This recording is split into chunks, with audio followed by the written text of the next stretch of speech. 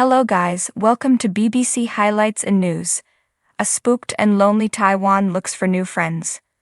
We have brought the international spotlight to democratic Taiwan, declared President Tsai Ing-wen last week in her last National Day address before she steps down as the first democratically elected female president.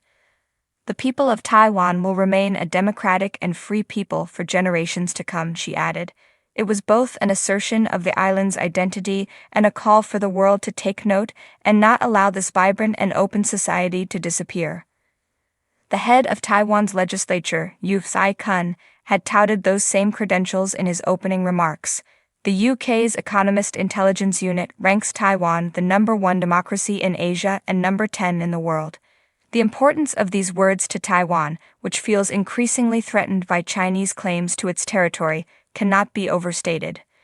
Democratic Taiwan has become its brand, its pitch to the world for why this self-governed island of 23 million people matters, and why it should be protected from being gobbled up by China. And yet for an $800 billion chip superpower, Taiwan has very few official friends. There was a time when Taipei had a military alliance with the United States and a seat on the UN Security Council. It was run as an anti-communist dictatorship and could count on support from like-minded regimes from Seoul to Santo Domingo, Pretoria to Panama City. Now those Cold War-era friends are almost all gone. The threat to Taiwan is more severe than ever, and Taipei is in desperate need of new allies. That challenge was on sharp display at Tuesday's ceremony. Please welcome our honored VIP guests to today's celebrations, announced the Master of Ceremonies. And along the red carpet came the President of Nauru, a Pacific microstate of just 10,800 people. Next came the Governor-General of St. Kitts and Nevis, a Caribbean state of 47,000 people, and finally the Governor-General of St. Vincent and the Grenadines, a relative giant by Caribbean microstate standards, with a population of 110,000. The front row of diplomatic seats was taken up by ambassadors from Guatemala, Paraguay, Haiti, and Eswatini. The first two remain fragile democracies, battling unrest and corruption, while surging gang violence has claimed thousands of lives in Haiti this year alone. Eswatini is Africa's only remaining absolute monarchy, and Taiwan's only remaining African ally. Last month, President Tsai flew all the way to the tiny kingdom to meet King Mswati Adiaye and mark the 55th anniversary of its independence. These are among Taiwan's 13 official diplomatic allies, all that remains of its Cold War-era alliances. When he retreated to Taiwan from China in 1949, Generalissimo Chiang Kai-shek's regime in Taipei held on to big allies like the US and Japan all the way through the 1950s and 60s, when Mao Zedong's Communist China was cut off from the world. But then, in February 1972, President Richard Nixon sat down with Mao Zedong in Beijing. It was an enormous moment that began the opening of Communist China to the world. It unleashed a cascade of diplomatic recognition for Beijing. Tokyo was among the first to switch. Washington followed in 1979.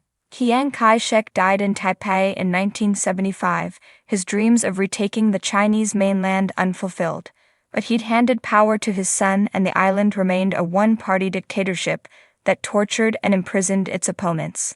For most countries, the argument for maintaining relations was gone. Those that did were on the whole equally nasty regimes, including the generals of South Korea, apartheid South Africa, and the right-wing dictatorships of Central America. Increasingly, Taipei relied on its checkbook to hold on to a dwindling list of allies, mainly in the form of aid and investment. But today, China's checkbook is bigger than Taiwan's, and its economy vastly more important. The allies that remain are tiny and of little help in protecting Taiwan from an assertive China. Of course, this doesn't mean there are none. Perhaps it's no surprise that at Tuesday's National Day celebrations, the biggest applause was reserved for two visiting marching bands.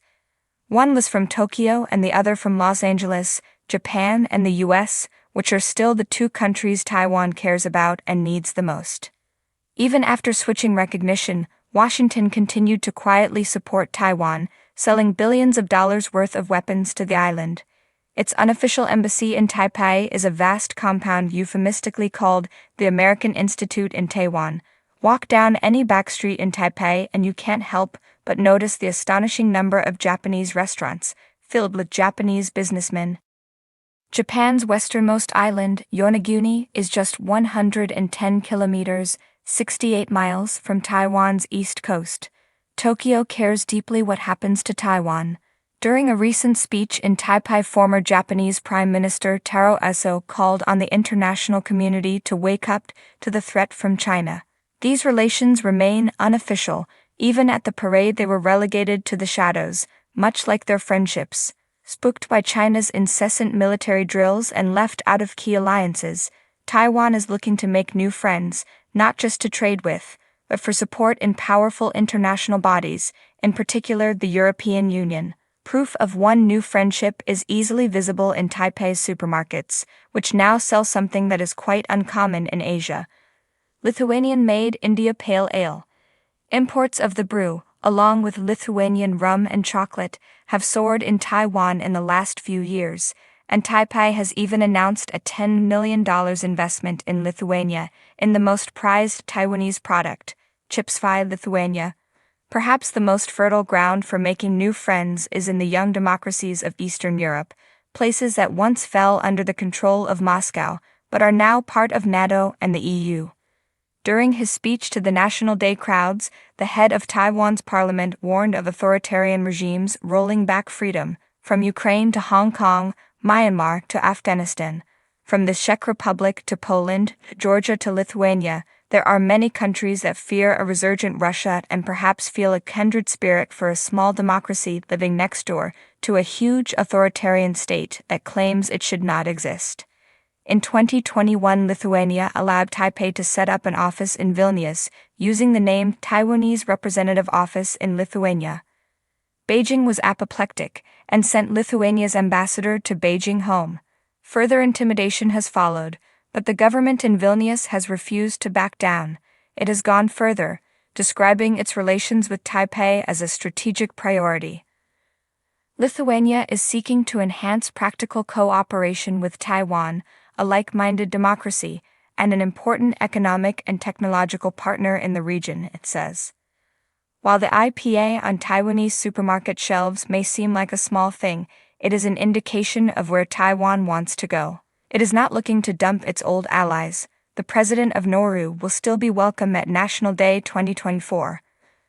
But if Taiwan had a Tinder profile, it might read, "Young democracy with open society and thriving high-tech economy, looking to make new strong friendships with like-minded partners. Next door neighbor, a problem." Thank you for watching. Please subscribe to our channel to see more.